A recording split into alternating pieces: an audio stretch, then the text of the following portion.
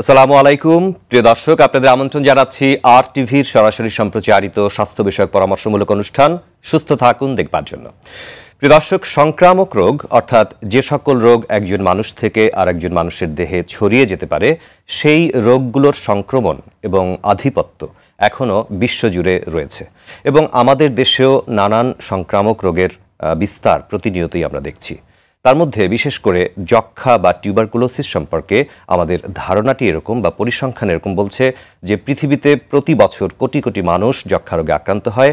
বাংলাদেশেও অসংখ্য মানুষ প্রতি বছর যক্ষ্মা রোগে আক্রান্ত হয়। আসলে যক্ষ্মা রোগে আক্রান্ত কেন মানুষ হয়, কিভাবে এর চিকিৎসা এবং অন্যান্য ব্যবস্থাপনাগুলো করতে হয়, সেই বিষয়গুলো আমরা জানতে চাই। এবং এছাড়াও বাংলাদেশে বর্তমানে অন্যান্য যে সকল সংক্রামক রোগের আধিপত্য রয়েছে, সেই বিষয়গুলো নিয়েও আজকের অনুষ্ঠানে আমরা জানতে চাই। প্রিয় দর্শক, আমাদের আজকের আলোচনার বিষয় যক্ষ্মা এবং অন্যান্য সংক্রামক রোগ, চিকিৎসা এবং প্রতিরোধ। আপনারাও চাইলে আমাদের সাথে অংশগ্রহণ করতে পারবেন। আমাদেরকে আপনারা ফোন করুন স্ক্রিনে দেখানো নম্বরে, এবং এই অনুষ্ঠানটি যদি পরবর্তীতে আপনারা দেখতে বা শুনতে চান, সেক্ষেত্রে সার্চ করতে পারেন ইউটিউবে youtube.com/RTV লাইফস্টাইল এই ঠিকানায়। দর্শক, আজকের এই আলোচনায় আমাদের সাথে আলোচক হিসেবে উপস্থিত রয়েছেন ডক্টর আয়েশা শিল্পী, উপপরিচালক 250 শয্যা বিশিষ্ট যক্ষ্মা হাসপাতাল, ঢাকা। আপনাকে স্বাগত জানাচ্ছি আমাদের আজকে। আপনাকে ধন্যবাদ, আরটিভি কর্তৃপক্ষকে ধন্যবাদ সুস্থ থাকুন প্রোগ্রামে আমাকে আমন্ত্রণ জানানোর জন্য। জি, আপনাকেও ধন্যবাদ আমাদের আজকের অনুষ্ঠানে আসবার জন্য।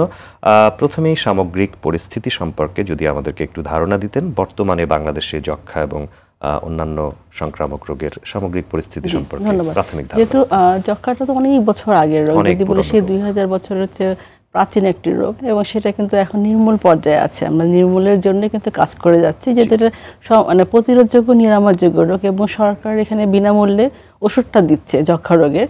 এবং যেটা সংক্রামক ব্যাধি যাতে একজন থেকে আরেকজনে ছড়িয়ে পড়ে, জনস্বাস্থ্যের জন্য হুমকি, এই রোগটা প্রতিরোধ করার জন্য এবং নির্মূলের জন্য কিন্তু আমাদের জাতীয় যক্ষ্মা নিয়ন্ত্রণ কর্মসূচি, স্বাস্থ্য দপ্তর মন্ত্রণালয়, তারা কিন্তু অনেক আগে থেকে কিন্তু প্রোগ্রাম করছে। এবং সেই আলোকে আমাদের প্রতিটা উপজেলায় কিন্তু আলাদা করে জিন এক্সপার্ট মেশিন যেটা আছে, অত্যন্ত ব্যয়বহুল, সেটা বাইরে কিন্তু অনেক দাম, মানে যদি বলে খরচের বিষয়টা, যদি জিন এক্সপার্ট টেস্টটা করি অনেক টাকা, 4 থেকে 5 হাজার টাকা, যেটা বিনামূল্যে কিন্তু সরকারি প্রত্যেকটা সরকারি হাসপাতালে করা হচ্ছে। যক্ষ্মা যেগুলো ক্লিনিকগুলো আছে সারা বাংলাদেশে, তো সেখানে উদ্দেশ্য হলো যাতে যক্ষ্মা রোগটা সহজেই প্রতিরোধ করা যায়, নিরাময় করা যায়।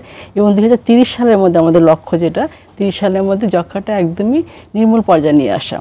নির্মূল মানে তো একদমই তো শূন্য হয়ে যাবে না, নির্মূল মানে হলো যে এই রোগটা জনস্বাস্থ্য হুমকি হবে না, একদমই হলো যে কমে আসবে। সেইটার লক্ষ্যে আমাদের যে কাজটা করা, সেটা আমরা করে যাচ্ছি। এবং সারা বাংলাদেশে সেই যক্ষ্মার নিয়ন্ত্রণ কর্মসূচি কাজ করে যাচ্ছে, এবং প্রতি নিরলসভাবে আমরা কিন্তু কাজ করছি যাতে যক্ষ্মা রোগটা নির্মূল করা যায়। কারণ যেহেতু এটা কমিউনিকেবল ডিজিজ, একজন থেকে একজন ছড়িয়ে পড়ে, সেই রোগটাকে নির্মূল যদি না করতে পারি আমরা, তাহলে আমরা যেমন অতীতে কিন্তু অনেক রোগ কিন্তু গুটি বসন্ত নির্মূল হয়েছে, পোলিও, তা আস্তে আস্তে করে আমরা তো নির্মূল করতেই হবে। এটা মানুষের যাতে সহজে বুঝতে পারে কীভাবে নির্মূল করা যায়, কীভাবে যক্ষ্মা রোগ থেকে প্রতিরোধ করা যায়, সেই ব্যবস্থাপনার আলোকে কিন্তু সবাইকে সচেতন করা, সেই কাজগুলো কিন্তু আমরা করে যাচ্ছি। জি, অবশ্যই যক্ষ্মা রোগ নির্মূলের জন্য কাজ চলছে, এবং আপনি মোটামুটি বলেছেন যে আমাদের দেশে কিভাবে যক্ষ্মা রোগের প্রতিরোধ বিষয়ক বা চিকিৎসা বিষয়ক কার্যক্রমগুলো চলছে, সেগুলি নিয়ে আবারও আমরা আসব। কারা বেশি যক্ষ্মা রোগে আক্রান্ত হতে পারেন বা হন বৈজ্ঞানিকভাবে, সেই বিষয়টি যদি একটু আমাদের দর্শকদের জন্য বলতেন। জি, ধন্যবাদ। সেটা হলো যে আমরা জন্ম থেকে যেটা বিসিজি ভ্যাকসিন দেওয়া হয় একটা শিশু জন্মের পরে, সেটা কিন্তু অনেকটা কাভার করে, কিন্তু অ্যাডাল্ট হওয়ার পর কিন্তু সেটা কাভারেজ দেয় না। সেই ভ্যাকসিনটাও নিয়ে কিন্তু, সেই টিকাটা নিয়ে কিন্তু অনেক জায়গায় কিন্তু তৈরি করার একটা চেষ্টা চলছে বেশ বিগত কয়েক বছরে, এবং কয়েক দেশে ট্রায়ালও কিন্তু চলছে। বাংলাদেশে এখনও ট্রায়ালটা চলেনি। যখন এটা সম্পূর্ণ হয়ে যাবে ডাব্লিউএইচও, তখন এটা অনুমোদন দিলে সেটা কিন্তু একটা বলবো যে অনেক বড় একটা আমাদের জন্য, সবার জন্য সুখকর হবে যে যক্ষ্মার ভ্যাকসিনটা দিতে পারলে অ্যাডাল্টের পরে বুস্টার ডোজ হিসাবে। যেটা দিচ্ছে আমরা জন্মের পর, সেটা কিন্তু অনেকটা কাভার করে। তারপরেও কিন্তু দেখা যাচ্ছে এখনও শিশুরা কিন্তু আক্রান্ত হচ্ছে, সাথে তো বয়স্করা আছে, যাদের রোগ প্রত্যেক ক্ষমতা অনেকটা কম থাকে। যারা যদি বয়স্ক পেশেন্ট যদি বলি হাইপারটেনশন অথবা ডায়াবেটিস অথবা ক্যান্সারের রোগী যদি থাকে, যাদের রোগ প্রতিরোধ ইমিউনিটি কম থাকে, অথবা বাচ্চারা যদি থাকে, অনেক বাচ্চা দেখা যাচ্ছে ছোটবেলা থেকে জন্মগত অনেক রোগ নিয়ে জন্মগ্রহণ করে, তাদের ক্ষেত্রেও দেখা যাচ্ছে যে রোগ প্রতিরোধ ক্ষমতা কমে গেলেই তখনই কিন্তু যক্ষ্মা রোগ, মাইকোব্যাকটেরিয়াম টিউবারকুলোসিস ব্যাকটেরিয়া দ্বারা, জীবাণুটা দ্বারা যক্ষ্মা রোগটা হয়, সেটা কিন্তু সহজে আক্রান্ত করে। তখন তারা দেখা যাচ্ছে এইটা যদি এখন বলবো সুখকর খবর হলো যক্ষ্মা হলে রক্ষণে, সে কথাটা সত্য না। এখন কিন্তু যক্ষ্মা হলেই ট্রিটমেন্ট করলে সে পেশেন্টটা ভালো হয়ে যাচ্ছে, আগের মতো কিন্তু ওই অবস্থা নেই। অনেক আগে কিন্তু ইঞ্জেকশন দেওয়া হতো, তারপরে কিন্তু ট্যাবলেটে চলে আসছে। কিন্তু অনেকেই এখন পর্যন্ত আছে যে গ্রামাঞ্চলে, প্রত্যন্ত অঞ্চলে, আমাদের তৃণমূল পর্যায়ে অনেকেই কিন্তু এখনও যক্ষা হলে বলতে চায় না এবং ওষুধটা খেতে চায় না, কিন্তু আগের চেয়ে কিন্তু অনেকটুকু ভালো অবস্থানে আছে। যদি বলি 15 সালের পরে এখন থেকে যদি বলি অনেকটুকু কিন্তু যক্ষা রোগটা মানে আক্রান্তের সংখ্যা কমে আসছে, মৃত্যু ঝুঁকিটা অনেকটা কমে আসছে, কিন্তু শনাক্তের সংখ্যা বেড়েছে। এটা একটা ভালো লক্ষণ। শনাক্ত বাড়া মানে সচেতন চিকিৎসকের কাছে আসছে, ট্রিটমেন্টটা নিচ্ছে, তার কাছ থেকে ছড়িয়ে পড়ার সম্ভাবনা অনেকটাই কম। আপনি চমৎকার একটি কথা বলেছেন, আগে বলা হতো যে যক্ষা হলে রক্ষা নেই, কিন্তু এখন আসলে এই কথাটি কিছুটা হলেও ভুল প্রমাণিত হয়েছে। কারণ যদি আমরা আগেই ডায়াগনোসিস করতে পারি বা রোগ নির্ণয় করতে পারি, এবং যক্ষা রোগের চিকিৎসা সম্পর্কে আমরা জানি যে এটি 6 মাস বা 9 মাস জোরে চিকিৎসা করতে হয়, 12 মাস 18 মাস এরকম লাগতে পারে। সেটি যদি আমরা সঠিকভাবে করতে পারি তাহলে অবশ্যই যক্ষা নিয়ন্ত্রণ করা সম্ভব, রোগীকেও চিকিৎসা করে সারিয়ে তোলা সম্ভব, পুরোপুরি সারিয়ে তোলা সম্ভব। কাজেই যক্ষা হলে রক্ষা নেই এই কথার ভিত্তি নেই, সেটি আমরা বলতে পারি। কিভাবে বাংলাদেশে জাতীয় যক্ষা নিয়ন্ত্রণ কর্মসূচি পালন করা হচ্ছে, যেহেতু আপনি টিবি হাসপাতালে কাজ করছেন, আপনি যদি একটু ধারণা দিতেন যে সারা বাংলাদেশে এই কার্যক্রমটি যেভাবে পরিচালিত হচ্ছে, একটু সারমর্ম যদি বলতেন। জি, এটা তো হলো যে বেশ কয়েক বছর ধরে এটা কাজ করছে জাতীয় যক্ষা নিয়ন্ত্রণ কর্মসূচি। সে আলোকে প্রত্যেকটা হলো যে যতগুলো আমাদের উপজেলা আছে সেই উপজেলাতে যক্ষা আলাদা করে যক্ষা ক্লিনিকও কিন্তু আছে আমাদের। সারা বাংলাদেশে 44টা ক্লিনিক আছে যক্ষা ক্লিনিক, যেখানে গেলে আপনি ডট সেন্টারও আছে। যদি আমাদের হাসপাতালটা যদি শুরু করি 250 টিবি হাসপাতাল, ডট সেন্টার আছে। প্রথমে একটা রোগী আসলো, আউটডোর টিকিটটা কাটলো প্রেসক্রিপশনের মাধ্যমে, তারপর ডাক্তার কাছে যাওয়ার পরে সে যদি মনে করে 1 নাগাদ 3 সপ্তাহের বেশি কাশি হচ্ছে, হ্যাঁ, আদার্স কোনো সমস্যা হচ্ছে, তার ওজন কমে যাচ্ছে বা রাতে জ্বর আসছে, সেক্ষেত্রে ডাক্তার প্রথমে আইডেন্টিফাই করবে তার আসলে কি সমস্যা। হিস্ট্রি প্রথমত আমরা ইতিহাসটা নিই, রোগীর আগে হিস্ট্রিটা কি, তার বাবা মার হিস্ট্রিটা নিই, তার আগের মানে দাদা যদি কারো আছে কিনা না, সেই হিস্ট্রিটা নেওয়ার পরে তারপর আমরা আইডেন্টিফাই করি রোগীর এটা কী সমস্যা। এরপরে আমরা হলে যদি তার আইডেন্টিফাই হয়ে যাচ্ছে, সে হলো যে টিবি পেশেন্ট, ইনভেস্টিগেশন করার পরে এক্সরে অথবা আমরা বিভিন্ন ধরনের টেস্ট করে থাকি, এমটি টেস্ট অথবা জিন এক্সপার্ট, সেগুলো করার পর যখন তার কনফার্ম হয়ে যায় তখন ডট সেন্টারে আমরা পাঠিয়ে দিই, ওখান থেকে তার ট্রিটমেন্টটা শুরু হয়। এবং সেখানে ফলো আপও করতে হয় প্রত্যেক সপ্তাহে এসে। অনেক সময় লিভারের সমস্যা দেখা যেতে পারে, বিভিন্ন সমস্যা দেখা যেতে পারে টিবি ওষুধ খাওয়ার পরে, সেই জন্য ফলো আপে আসতে হয়। প্রথমে 1 সপ্তাহ পরে পরের মাসে আসতে হয়, আবার 1 মাস পরে তার কিছু টেস্ট, ব্লাড টেস্ট আমরা দেখি, এবং এরকম করে কিন্তু 6 মাস ট্রিটমেন্টটা দিই। এরপরে যদি পেশেন্টটা ভালো হয়ে যায়, একদম সুস্থ হয়ে যায়, তাকে কিন্তু ফার্দার ট্রিটমেন্ট দেওয়া দেয়। অনেকের ক্ষেত্রে দেখা যায় পজিটিভ থেকে যাচ্ছে, তাকে ক্ষেত্রে 6 মাস, অনেক ক্ষেত্রে 9 মাসও লাগতে পারে। ডট সেন্টারে কিন্তু যুগান্তকারী সাফল্য যে এখানে ডাইরেক্টলি ট্রিটমেন্ট আমরা দেখি, দেওয়া হয় এবং অবজার্ভও করা হয়, ফলো আপে রাখা হয়। এটা সারা বাংলাদেশে কিন্তু আছে। পেশেন্টের সুবিধার জন্য যার যার এলাকায় কিন্তু পাশেই কিন্তু ক্লিনিক আছে, সেখান থেকে নিতে পারে একদম বিনামূল্যে। তো রোগীরা অনেক সময় বুঝে না, হয়তো বা বুঝতে পারে না, অনেক দরিদ্র রোগী তারা সব বুঝতে পারে না, তারা বাড়িতে কিনে খাওয়ার একটা চেষ্টা করে, কিন্তু সরকার থেকে বিনামূল্যে দিচ্ছে এবং সারা বাংলাদেশে কার্যক্রম চলছে। বিভিন্নভাবে কিন্তু আমরা কার্যক্রম চালাচ্ছি। মাঝে আপনারা জানিয়ে এসেছি ফান্ডটা বন্ধ হয়ে গেছে এবং আরেকটা কিন্তু ফান্ড শুরু হচ্ছে। অলরেডি আমাদের এমডিআর যে ডাক্তার ছিল তাকে কিন্তু অ্যাসাইন করা হয়েছে। মানে আমাদের যেটা চ্যালেঞ্জিং ছিল যক্ষা রোগটা নিয়ে, সেটা কিন্তু আমরা অতিক্রম করার চেষ্টা করছি। আমাদের সরকারিভাবে বিভিন্ন স্টেক হোল্ডার আমাদের সাথে কাজ করছে, যাতে যক্ষা রোগটা নির্মূল করার জন্য আইসিডির বিষয় অনেকটা সংস্থা কিন্তু আমরা আমাদের সাথে সরকারিভাবে কাজ করছি, স্বাস্থ্য অধিদপ্তর মন্ত্রণালয়ের সাথে, যাতে যক্ষা রোগটা নির্মূল করা যায়। জি অবশ্যই। আমরা আরেকটু জানতে চাইব আপনাদের হাসপাতাল সম্পর্কে। এটি একটি সরকারি হাসপাতাল, বিশেষায়িত হাসপাতাল, 250 শয্যা বিশিষ্ট টিবি হাসপাতাল, শ্যামলী, ঢাকা। এবং এখানে যদিও হাসপাতালটির নাম শুনে মনে হয় যে শুধুমাত্র যক্ষা, কিন্তু আসলে এখানে বক্ষব্যাধির অন্যান্য রোগ সম্পর্কেও চিকিৎসা করা হয় এবং সারা দেশের মানুষ দূর দূরান্ত থেকে আসছেন।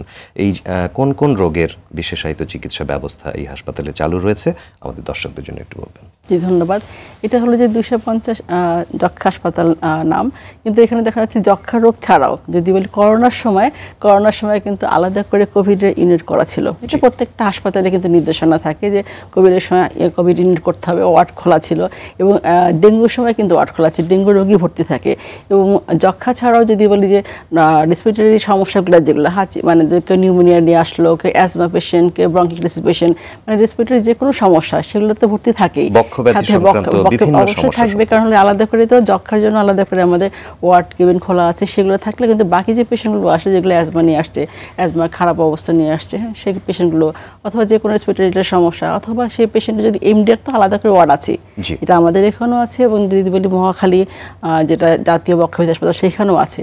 আর যেহেতু যক্ষা রোগটা হয় হলো যে আমরা আছি ফুসফুসে আছে 85% আর বাকি 15% ফুসফুসের বাইরে, মানে এক্সট্রা পালমোনারি। যক্ষা কিন্তু 2 ধরনের, পালমোনারি এক্সট্রা পালমোনারি, কিন্তু অনেকে সেটা জানে না। যে এখনও কিন্তু আমাকে জিজ্ঞেস করে যক্ষা তো শুধু মানে ফুসফুসে হয়, হ্যাঁ তাহলে আবার এক্সট্রা পালমোনারি জিনিসটা কি, সেটাকে পেশেন্টটাকে বুঝতে পারার জন্য, কারণ 15% অন্যান্য অঙ্গ হতে পারে, মাথার চুল এবং হাত পায়ের নখ ছাড়া বডির যে কোনো জায়গায় যক্ষা হতে পারে। এটা এখনো পর্যন্ত কিছু কিছু মানুষের মধ্যে এখন সেই ধারণাটা নাই। যক্ষা যেটা সার্জারি করার পর সে অংশ হতে পারে, অথবা মেয়েদের ক্ষেত্রে যদি বলি ইউটেরাসে কিন্তু হতে পারে, সেখানে বন্ধ্যাত্ব ডেভেলপ করে, অথবা বোন টিবি অথবা স্পাইনাল কর্ডের টিবি, যদি বলি আমি যে মানে ব্রেন টিবি, এটা কিন্তু খুবই এখন কিন্তু হচ্ছে। এবং সেগুলোকে আইডেন্টিফাই করা কষ্ট, কারণ এটা কিন্তু কাশির মাধ্যমে হচ্ছে না, হাঁচি কাশির মাধ্যমে ছড়িয়ে পড়ছে না। যেটা পালমোনারি টিবি সেটাকে হাঁচি কাশির মাধ্যমে ছড়ায়। বাকি যে 85% বাইরে 15% এক্সট্রা পালমোনারি, সেটা কিন্তু হাঁচি কাশির মাধ্যমে ছড়াচ্ছে না। পেশেন্টটাকে সামনে বুঝতে পারে না তার কি আসলে টিবি কিনা, সেটা তো কাশির মাধ্যমে হচ্ছে না। সেটা অনেক দিন যাবত কীভাবে হচ্ছে, হয়তো বডি কোনো জায়গায় লাম্প হচ্ছে, সেটা হলো যে মানে সলিড না, সেমি সলিড, হালকা নরম, হাঁটলো শক্ত, অথবা জ্বর সহজে ভালো হচ্ছে না, অথবা ওজনটা কমে যাচ্ছে, বিভিন্ন ধরনের কিন্তু প্রকাশ পায়। পেশেন্টকে হয়তো সচেতন হতে হবে যে একটু যদি ব্যথা ঘটে সেটা ডাক্তারের কাছে যাওয়া, ডাক্তারই আইডেন্টিফাই করতে পারবে যে আসলে তার কোন সমস্যা, সেটা কি যক্ষার পেশেন্ট নাকি অন্য কোনো পেশেন্ট। ব্লাডের মাধ্যমে টেস্ট করে থাকি, সেটা কোয়ান্টিফায়ার টিবি গোল টেস্ট, সেটা দিয়ে কিন্তু আইডেন্টিফাই করে। লিটেন্ট টিবি বলে একটা কথা আছে, সুপ্ত টিবি, সেটাও কিন্তু 10 বছর বা 12 বছর অনেকে কিন্তু ক্যারি করে, কিন্তু অ্যাক্টিভ হয় না, অনেক সময় রক্তক্ষরণতা কমে গেলে অ্যাক্টিভ হয়। তো অনেক ধরনের কিন্তু সমস্যাগুলো আছে, সেগুলো কিন্তু অনেকে জানে না বা ডাক্তারের কাছে আসে না, শুনতে চায় না বা বুঝতে চায় না। যখনই ডাক্তারের কাছে আসবে, এটা যখন আইডেন্টিফাই আমরা করতে পারবো, তখন কিন্তু এই টিবি পেশেন্টগুলোকে যখন আইডেন্টিফাই করে ট্রিটমেন্ট করবো, তখনই পেশেন্ট ভালো হয়ে যায়। কারো আতঙ্কিত হওয়ার কিছু নেই, কারণ যক্ষা একটা নিরাময়যোগ্য রোগ, হতেই পারে যক্ষা, কারো যে কোনো কারো যক্ষা, ভয় পাওয়ার কিছু নেই, লজ্জা পাওয়ার কিছু নেই। এটা যে কোনো রোগ মানুষের হতে পারে, চিকিৎসকের কাছে এসে চিকিৎসা নেওয়াটা সবচেয়ে বড় কথা। ফুসফুস ছাড়াও শরীরের অন্যান্য অঙ্গে যে সকল যক্ষা হতে পারে, সেগুলোরও আসলে লক্ষণ অন্যান্যভাবে প্রকাশ পায়, এবং সেটি চিকিৎসকের মাধ্যমে ডায়াগনোসিস করা উচিত এবং চিকিৎসার মাধ্যমে পুরোপুরি রূপে সারিয়ে তোলা উচিত বা সম্ভব, সেটি আপনি বলতে চেষ্টা করেছেন। একজন দর্শক আমাদের সাথে কথা বলতে চাইছেন। আসসালামু আলাইকুম দর্শক, আপনার নাম বলে প্রশ্নটি করুন। ওয়ালাইকুম আসসালাম, জাহাঙ্গীর আলম আমার নাম। জি বলুন। আসসালামু আলাইকুম। ওয়ালাইকুম সালাম, আমরা শুনছি। মোহাম্মদ জাহাঙ্গীর আলম, গাইবান্ধা জেলা বাড়ি। জি বলুন। জি, আমার 2002 সালে যক্ষা হয়েছিল, প্রায় 6 মাস চিকিৎসা করার পর ভালো হয়েছে। ট্রিটমেন্ট করার পরে কোনো কিছু ধরা পড়েনি আর, কিন্তু ইদানিং 6-7 বছর হলো রাত করে খুব ঘাগড়া আসে আমার, এবং অসংখ্যবার সর্দি লাগে। জি দর্শক, আপনার প্রশ্নটি আমরা বুঝতে পেরেছি। আপনার বয়সটা একটু বলবেন। বয়স আমার 48 বছর। 48 বছর। আপনার প্রশ্নটি আমরা বুঝতে পেরেছি, আমরা বিষয়টি নিয়ে আলোচনা করছি। উনি একজন যক্ষা নির্ণয় হয়েছিল, চিকিৎসা নিয়েছেন, আবারও কিছু লক্ষণ তার মনে হচ্ছে। সেক্ষেত্রে আমরা অনেক সময় জানি যে পুনরায় যক্ষা হতে পারে, সেরকম কোনো সমস্যা হয়েছে কিনা। এমন হয় যে অনেক আছে যে 6 মাস যে কোর্সটা, সেটা কিন্তু মানে কমপ্লিট করে না। 1 মাস খেয়ে যখন একটু ভালোর দিকে থাকে, 1 মাস খেলে ওষুধটা তো ভালোর দিকে, মানে পেশেন্টটা রোগ সুস্থতা বোধ করে, তখন ওষুধটা মানে বন্ধ করে দেয়। সেক্ষেত্রে কিন্তু এমডিআর ডেভেলপ করে। এমডিআর কিন্তু আরও খারাপ, মাল্টিড্রাগ রেজিস্ট্যান্ট, সেই পেশেন্টগুলো কিন্তু মৃত্যুর ঝুঁকি অনেক বেশি। এবং তার নর্মাল ওষুধে কিন্তু টিবি যে নর্মাল ড্রাগটা, সেটাতে কাজ করে না, আমাকে তো অন্য রিজিম ওষুধটা দিতে হয়। এই জন্য তাকে খেয়াল করতে হবে। ওই যে বললাম যে ফলো আপে আসতে হয়, তাকে প্রত্যেক মাসে ফলো আপে আসতে হবে, তাকে দেখতে হবে যে ডাক্তার কাজ করছে কিনা, এবং 6 মাস পরে অবশ্যই ফলো আপে আসবে, কারণ আবার কিন্তু সে নতুন করে আবার হতে পারে। কিন্তু এবং এখন আমাদের যে দর্শক প্রশ্ন করেছিলেন, তাকে আবারও নতুন করে পরীক্ষা করে দেখতে হবে যে অন্য কোনো সমস্যার সংক্রমণ হয়েছে কিনা। যে আমরা এই বিষয়গুলো নিয়ে আবারও কথা বলবো ছোট্ট একটি বিরতি নেবার পরে। প্রিয় দর্শক, সুস্থ থাকুন অনুষ্ঠানের এই পর্যায়ে সংক্ষিপ্ত সময়ের একটি বিরতিতে যাচ্ছি আমরা, কিছুক্ষণের মধ্যে ফিরবো, সঙ্গে থাকবেন।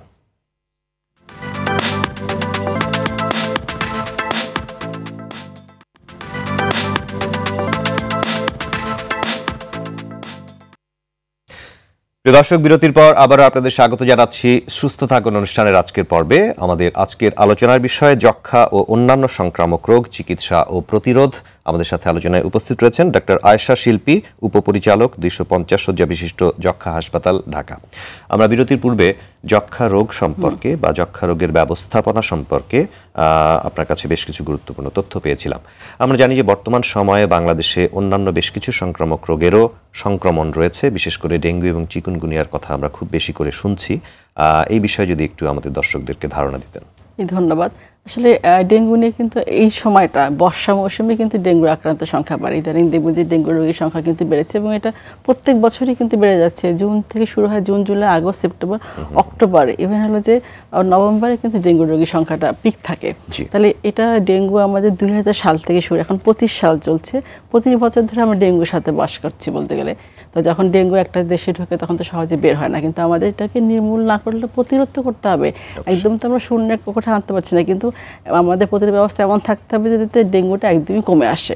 তো সেই কমটা কিন্তু ওই সময়টা অনেকটাই ছিল 2001, 2, 3 সাল বা 4 সালের দিকে। এরপরে কিন্তু 19 সালে সারা বাংলাদেশে ডেঙ্গু ছড়িয়ে পড়লো 1 লাখের উপরে।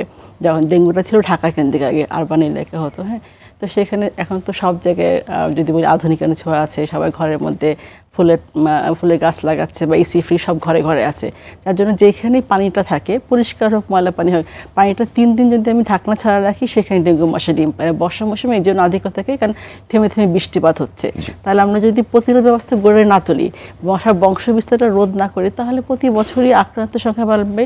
আক্রান্ত হলে মৃত্যু সংখ্যাটা এমনি বাড়বে। তাহলে আমরা তো একটি মৃত্যু চাই না। তাহলে মানুষ সব জানছে, জানার পরে কেন সচেতন হচ্ছে না, কেন নিজের বাসা বাড়িটা পরিষ্কার পরিচ্ছন্ন রাখছে না বা আশপাশটা ক্লিন রাখছে না।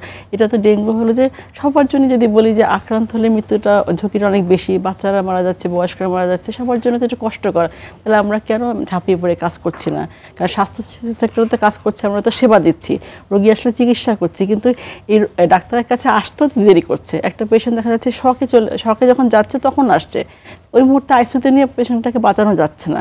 তাহলে আমরা প্রত্যেকটা সেক্টরতে আমরা কাজ করছি ডেঙ্গু নিয়ে, সিটি কর্পোরেশন থেকে শুরু করে স্থানীয় সরকার সবাইতে আমরা কাজ করছি ডেঙ্গু নিয়ে। তাই জনগণ যদি সম্পৃক্ত হয়ে কাজ না করে তাহলে তো আসলে এই মশা নির্মূল হবে না। তাহলে আমরা কিভাবে আসলে ডেঙ্গু মৃত্যুর ঝুঁকিটা কমাবো? সবাইকে দরকার সচেতন হওয়া, নিজে বাসা বাড়ি পরিষ্কার পরিচ্ছন্ন রাখা, পানিটা যেখানে দেখবে সেখানে যাতে ফেলে দেয়।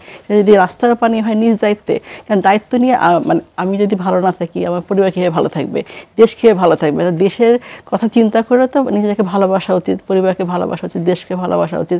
এই কথাটা সবসময় বলে আসছি যে আসলে ডেঙ্গুটা বংশবিস্তার আমরাই কিন্তু রোধ করতে পারি নিজ দায়িত্বে। সেটা কিন্তু অবশ্যই প্রতিরোধযোগ্য এবং সকলে মিলে একত্রে কাজ করতে হবে। আক্রান্ত হচ্ছে অনেকে তো বুঝতে পারছে না, উপসর্গ চেঞ্জ, ধরন তো আলাদা, 4টা সেরোটাইপ থাকে, ডেন 1, ডেন 2, ডেন 3, ডেন 4, যার ফলে কোন সেরোটাইপ দিয়ে আক্রান্ত হচ্ছে, সেকেন্ড টাইম আক্রান্ত হলে ঝুঁকিটা অনেক বেশি, হিমোরেজিক ডেঙ্গু হয়ে যাচ্ছে। তাহলে যখন একটু শারীরিক ব্যত্যয় ঘটবে, হয়তো বা তার মাথা ব্যথা হলো, জ্বরও নাই কিন্তু পেটে ব্যথা করছে, অথবা তার লুজ মোশন হচ্ছে, যে কোনো সমস্যা হতেই পারে, কিছু হলেই যেন ডাক্তারের পরামর্শ নেয়, নিজে ওষুধ যেন না খায়, চিকিৎসকের পরামর্শ মতো যদি কাজ করে, আস্থাটা যদি রাখে চিকিৎসকের উপরে, তাহলে কিন্তু অনেক রোগী ভালো হয়ে যায়। জি অবশ্যই। আসলে ডেঙ্গু যেহেতু প্রতিরোধযোগ্য রোগ এবং আমাদের ব্যক্তিগত পর্যায়ে বা পারিবারিক পর্যায়ে বা সামাজিকভাবে সরকারি এবং বেসরকারি সকলে মিলেই আসলে আমাদের পরিবার এবং পরিষ্কার পরিচ্ছন্নতার কাজটা যদি আমরা করি, আমরা ব্যক্তিগত সুরক্ষার কাজ যদি আমরা বজায় রাখি, স্বাস্থ্যবিধি মেনে চলা দরকার। জি, এবং আজকালকার এই নগরায়নের যুগে আমরা অনেক সময় খুব ভিড়ের মধ্যে বসবাস করি বা আমাদের বাড়ি ঘরগুলো সেইভাবে তৈরি হয়েছে যেখানে পানি জমে থাকে। যে সচেতনতামূলক বার্তাগুলো সবসময় আমরা প্রচার করে থাকি, সরকারিভাবে সবসময় প্রচার করা হয়, সেগুলি যদি আমরা পালন করি তাহলে ডেঙ্গু প্রতিরোধ করতে পারবো। সেটি ডেঙ্গুর সাথে চিকনগুনিয়া আছে, এবছর চিকনগুনিয়া কিন্তু পেশেন্টের সংখ্যা অনেক বেশি গত বছরের তুলনায়। চিকনগুনিয়া সম্পর্কে আমরা আবারও শুনবো আপনার কাছে। একজন দর্শক আমাদের সাথে কথা বলতে চাইছেন। আসসালামু আলাইকুম দর্শক, আপনার নাম বলে প্রশ্নটি করুন। হ্যালো, আসসালামু আলাইকুম। ওয়ালাইকুম সালাম। আমার নাম নাসরিন, টাঙ্গাইল থেকে বলছি। জি বলুন। আচ্ছা, আমার তো ঠান্ডা লাগে, ঠান্ডা থেকে আপনার পরীক্ষা করলাম, 18 দিন আপনার কফ ছিল, প্রচন্ড ধরা পড়ে নাই, কিন্তু ঠান্ডা নিউমোনিয়া হচ্ছে, বললো নিউমোনিয়া থেকে আপনার হচ্ছে ইনফেকশন হয়েছে ফুসফুসিতে। জি, আপনার কতদিন ধরে এই সমস্যাটি হচ্ছে? আমার হচ্ছে 2 বছর ধরে হচ্ছে, কিন্তু আমার ঘামে, আমার হচ্ছে এসিডের শরীর ঘামে, আপনার কেন আমার শরীর ঘামে, ঘামাকে বুকে মানে ঠান্ডা একটা শব্দ হয়, এর জন্য কফ পরীক্ষা করছে কিন্তু ধরা পড়ে, বলবো ফুসফুসিতে আপনি ইনফেকশন ধরা পড়ছে হালকা আছে। জি, আপনি বর্তমানে কোনো চিকিৎসা গ্রহণ করছেন? এই রোগটির জন্য কোনো চিকিৎসা বা ডায়াগনোসিস হয়েছে? কোথাও পরীক্ষা নিরীক্ষা করিয়েছেন? হ্যাঁ, পরীক্ষা নিরীক্ষা করা হয়েছে। আপনার উপজেলা থেকে স্বাস্থ্য কমপ্লেক্স আপনার হচ্ছে, ওইখান থেকে আমাদের টেস্ট দিছিল, আর হচ্ছে আপনার এক্সরে দিছিল, তখন পড়ছে, তখন আমার ট্রিটমেন্ট খাচ্ছি আমি। আচ্ছা, আপনাকে ধন্যবাদ দর্শক। বিষয়টি নিয়ে আমরা কথা বলছি, ওনার ফার্দার আরো ইনভেস্টিগেশন প্রয়োজন অথবা আপনার পরামর্শ কি? আচ্ছা, ওনার যেতে প্রত্যেক বছরই ঠান্ডা লাগছে বা 2 বছর পর পর সময় সিওপিডি পেশেন্টের ক্ষেত্রে এটা থাকে, রেসপিরেটরি একটা ইনফেকশন থাকে, এটা হতে পারে, ব্রঙ্কিটিস হতে পারে, বা অ্যাজমা পেশেন্টের হতে পারে। এটা কিন্তু অ্যাজমা পেশেন্টের শীতকালে আরও বেড়ে যায় বা রাতের দিকে বেড়ে যায়। অবশ্যই চিকিৎসকের পরামর্শ নিতে হবে, তাকে তো যদি ইনহেলার ব্যবহার করতে, অনেকে ইনহেলারটা ব্যবহার করতে চায় না, কি করে, যখন ডাক্তার তাকে দিচ্ছে ইনহেলারটা, সে কি করছে, একদিন ব্যবহার করে, পরের দিন করে না, অথবা সেটা ব্যবহার করছেই না। তার যে অ্যাজমা আছে কি না, তার যে ইনহেলার ব্যবহার করতে হবে, টেকনিকটা কিন্তু আমরা শিখে দিই। যদি হাসপাতালগুলোতে আসে আলাদা করে কিন্তু সেন্টারগুলো আছে, আমাদের কর্নার আছে, যে অ্যাজমা রোগীদের কীভাবে ইনহেলার ব্যবহার করতে হয় সেটা কিন্তু শিখে দেওয়া হয়। পেশেন্টগুলো আসলে সচেতন না, সে ইনহেলার ব্যবহার করতে চায় না, ওষুধ যেটা দেওয়া হয় সেটুকু মানে ঠিকমতো খাচ্ছে না। সাথে যাদের বারবার ঠান্ডা লাগে, নিউমোনিয়ার সমস্যা থাকে, তাদের ক্ষেত্রে কিন্তু ইনজেকশন আছে, ইয়ারলি দেওয়া হয়, সেটুকু দেওয়া যেতে পারে। তো এক্ষেত্রে হলো যে বলবো যে অবশ্যই চিকিৎসকের শরণাপন্ন হয়ে তার কথা মতো ব্যবস্থাপত্র মেনটেন করতে হবে, এবং যদি বারবার ঠান্ডা লাগে ইনজেকশনও দেওয়ার কিন্তু ব্যবস্থাপত্র আছে। জি, ওনার আরো বেশি ইনভেস্টিগেশনের মাধ্যমে আমরা যদি সঠিক রোগ নির্ণয় করতে পারি তাহলে, এবং উনি দরকার হলে একজন অবশ্যই বক্ষভেদী বিশেষজ্ঞের পরামর্শ নিতে পারেন, প্রয়োজনে আমাদের বিশেষায়িত বক্ষভেদী হাসপাতালেও যোগাযোগ করতে পারেন, তাহলে নিশ্চয়ই তিনি সঠিক প্রতিকার পাবেন। জি, আপনি কিছুক্ষণ আগে চিকুনগুনিয়া নিয়ে কথা বলতে চেয়েছিলেন, আমরা প্রসঙ্গটি শেষ করতে চাই। চিকুনগুনিয়ার বর্তমান অবস্থা বা চিকুনগুনিয়াতেও যেহেতু অনেক মানুষ আক্রান্ত হচ্ছেন, এই বিষয়ে আপনার ধন্যবাদ। সেটা হলো যে এডিস মশা দিয়ে তো হচ্ছে, ডেঙ্গু হচ্ছে, চিকুনগুনিয়াতে জিকাটা হচ্ছে। তো হলো যেহেতু জিকাটা আমাদের দেশে অনেকটাই কম, তারপরে জিকা কিন্তু ভয়াবহ কার ক্ষেত্রে, একটা মানে গর্ভবতী মার ক্ষেত্রে, কারণ তার বাচ্চাটা হলে বাচ্চাটা কিন্তু বিকলাঙ্গ হয়ে জন্মগ্রহণ করে। এই জন্য জিকাটা কিন্তু গর্ভবতী মাদের ক্ষেত্রে খুবই ঝুঁকিপূর্ণ, এবং চিকুনগুনিয়ার ক্ষেত্রে মৃত্যু ঝুঁকিটা কম। কিন্তু হলো যে চিকুনগুনিয়া কারো হলে সারা শরীরে এত ব্যথা থাকে, সেই ব্যথাটা অনেক ক্ষেত্রে 6 মাস 1 বছর কিন্তু কন্টিনিউ করে, সেটা কিন্তু এটা খারাপ। আর ডেঙ্গুর ক্ষেত্রে তো মৃত্যু ঝুঁকিটা অনেক বেশি। সব কিছু মিলে যদি আমি বলি যে আসলে এই মশাটাকে প্রতিরোধ করতেই হবে, এডিস মশা। এটা হলো যে ডেঙ্গু, চিকুনগুনিয়া, জিকা তিনটাই কিন্তু আমাদের জনস্বাস্থ্যের জন্য হুমকি। একটা এডিস মশা দিয়ে 3 ধরনের আমাদের কিন্তু আরও কিছু রোগ হচ্ছে যেগুলো আমাদের দেশে নেই, কিন্তু এই তিনটাতে আমাদের দেশে প্রকট, যার ফলে ডেঙ্গুটা বেশি প্রকট, চিকুনগুনিয়াটা। আমাদের এই মশাটার ক্ষেত্রে অবশ্যই খেয়াল রাখতে হবে, এবং যদি কোনো সমস্যা দেখা যায় বা ডেঙ্গু বা চিকুনগুনিয়া আলাদা করে, মানে সাধারণ রোগী তার ভাবতে পারবে না যে আমার ডেঙ্গু না চিকুনগুনিয়া, তাকে তো ডাক্তারের কাছে আসতে হবে। তার যদি হয়তো জ্বর হলো, অথবা গায়ে ব্যথা করছে, অথবা বললাম যে সমস্যাগুলো, বমি হচ্ছে বা অন্য সমস্যা, কোনো সমস্যা হলে, যে কোনো সমস্যার জন্য চিকিৎসকের কাছে আসবে। চিকিৎসক তাকে বলবে আসলে কোন টেস্টটা করা দরকার, অযথা তাকে টেস্ট করার দরকার নেই, অ্যান্টিবায়োটিক খাওয়ার দরকার নেই, নিজে থেকে কোনো অ্যান্টিবায়োটিক বা পেন কিলার সে খাবে না। জি, চিকুনগুনিয়া সম্পর্কে বা ডেঙ্গু সম্পর্কে লাস্ট যে তথ্যটা আপনি শেয়ার করলেন সেটি খুবই গুরুত্বপূর্ণ, যে অ্যান্টিবায়োটিক অবশ্যই চিকিৎসকের পরামর্শ অনুযায়ী, কিন্তু পেইন কিলার বা ব্যথানাশক ঔষধ যাতে আমরা সেটি গুরুত্বপূর্ণ তথ্য। আপনাকে অসংখ্য ধন্যবাদ আমাদের আজকের অনুষ্ঠানে যোগ দেবার জন্য, এবং টিবি সহ বা টিউবারকুলোসিস বা যক্ষ্মা সহ অন্যান্য যে সকল রোগের প্রাদুর্ভাব বর্তমানে রয়েছে আমাদের দেশে, সেই সম্পর্কে আমাদের দর্শকদের ধারণা দেবার জন্য এবং পরামর্শ দেবার জন্য আপনাকে ধন্যবাদ। আমাকে আমন্ত্রণ জানানোর জন্য আরটিভি কর্তৃপক্ষকে ধন্যবাদ। জি, ধন্যবাদ। প্রিয় দর্শক, এতক্ষণ আমরা যক্ষ্মা রোগ সম্পর্কে বেশ কিছু তথ্য পেয়েছি, সেই সাথে ডেঙ্গু এবং চিকুনগুনিয়া সহ অন্যান্য যে সকল রোগের সংক্রমণ বর্তমানে রয়েছে সেগুলির ব্যবস্থাপনা সম্পর্কে আমরা জানতে পেরেছি। সারা বাংলাদেশে যক্ষ্মা রোগের চিকিৎসা সম্পর্কে আমরা কিছুটা ধারণা পেয়েছি, ডটস সেন্টার সম্পর্কে ধারণা পেয়েছি। আমরা যদি প্রত্যেকেই ব্যক্তিগতভাবে সচেতন থাকি তাহলে অবশ্যই এই রোগগুলোকে আমরা প্রতিরোধ করতে পারবো, সঠিক চিকিৎসার মাধ্যমে আমরা নিজেরা সুস্থ হতে পারবো। আপনাদেরকে অসংখ্য ধন্যবাদ আজকের অনুষ্ঠানটি উপভোগ করবার জন্য, এবং আগামী সপ্তাহে সুস্থ থাকুন দেখবার আমন্ত্রণ জানিয়ে আজকের মতো বিদায় নিচ্ছি। আল্লাহ হাফেজ।